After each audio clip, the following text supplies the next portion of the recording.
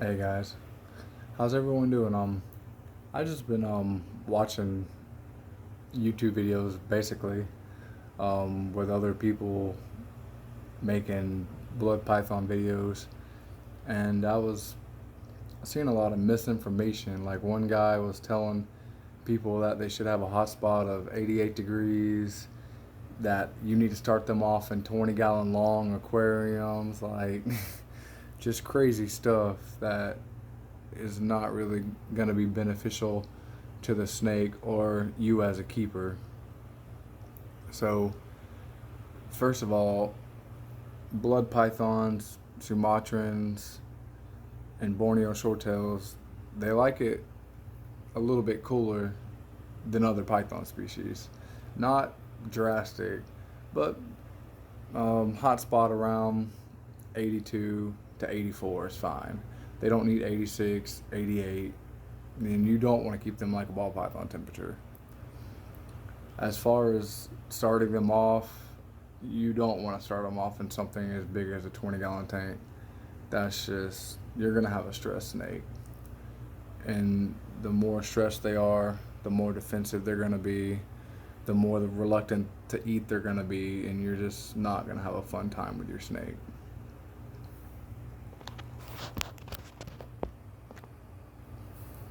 Basically, by nature, these are very shy and secretive snakes. Like, they're pretty much semi phosphoral, like where they spend a lot of time underground. They don't want to be in these big open tanks. And that's another thing I want to talk about, glass. They don't do well in glass for a number of reasons. And with all the research that's out there on them, I wish it was more popular and more well known why they don't do well in glass. Number one is glass doesn't hold heat very well. If you ever touch the side of your glass enclosure for whatever you have, it's going to be cold. Number two, glass is not good for ventilation. They're laying on the bottom of their enclosure. The screen is way up here, so they can't get a lot of cross ventilation because you can't drill holes in glass. And number three is, by nature, these snakes go to the bathroom a lot. They pee a lot. Poop, that's a different story, but pee, when they pee, it is a lot of pee. And they will flood their enclosure. They will soak whatever substrate you have them on, paper towels, paper.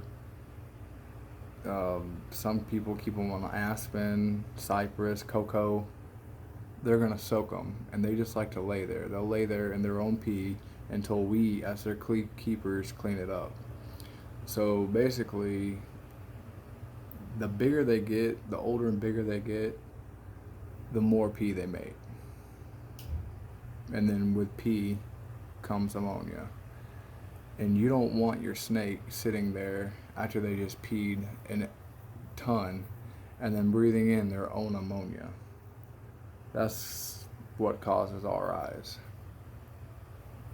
So glass for them as a species is just not good.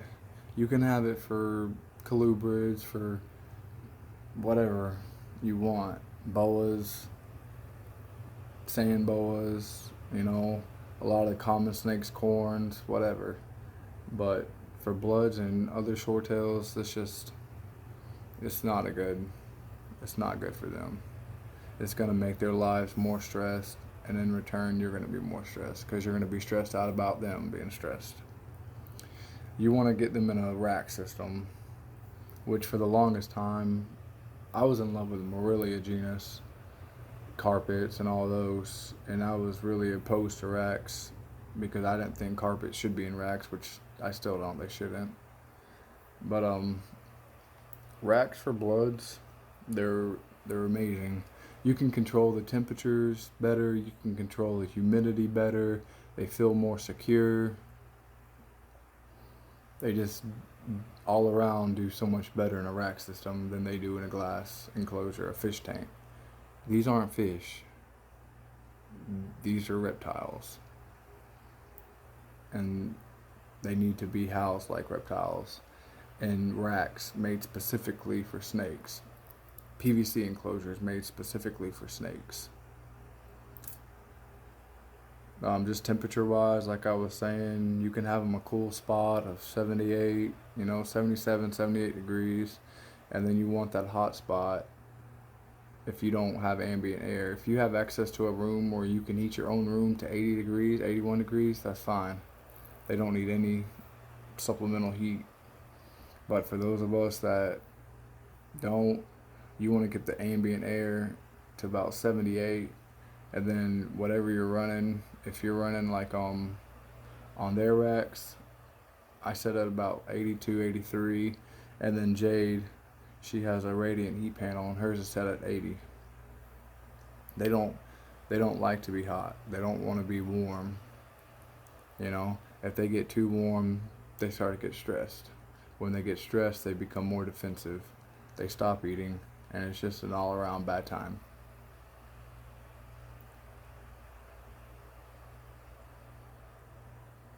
Alora here, she's a golden eye. We just got her the end of July, and as you can see, she's settled in fine. She's not defensive, she doesn't bite, she doesn't musk, she doesn't hiss, she doesn't do anything, because she's comfortable with me. That's another thing that people fail to realize about these snakes is you have to build a relationship with these snakes. They're not just something you can throw in a box and then handle whenever you want. They're really intelligent, and that's another thing that a lot of people don't really understand. They're intelligent. They watch you, they learn, they think about things, they process what's going on, they want to know about you, they're judging you, they're wanting to know if you're a threat, what you're going to do. You have to gain their trust. You have to prove to them that you're not going to hurt them, that you're not a threat, that you're not going to eat them. You have to physically build a relationship with these species in order to have a good relationship with these species.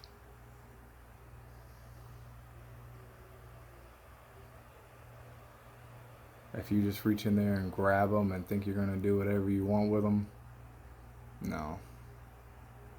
Especially as they get older. You need to start with a young snake like Alora here. She's 1 year old. She's eating a rat pup a week. You can see her spine. She's in great condition.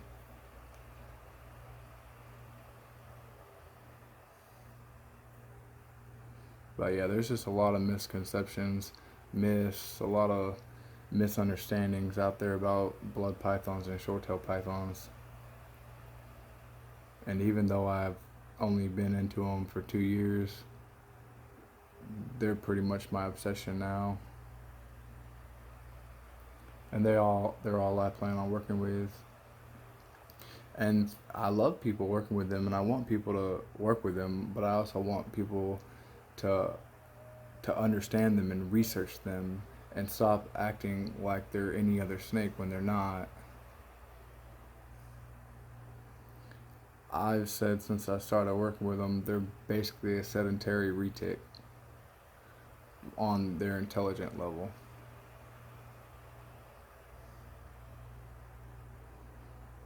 But anyways, guys, I'm new to this channel. I'm new to YouTube, basically making videos and everything, and I hope you guys like it, and hopefully I'll start to make more videos in the future. I'm going to try to make it a regular thing.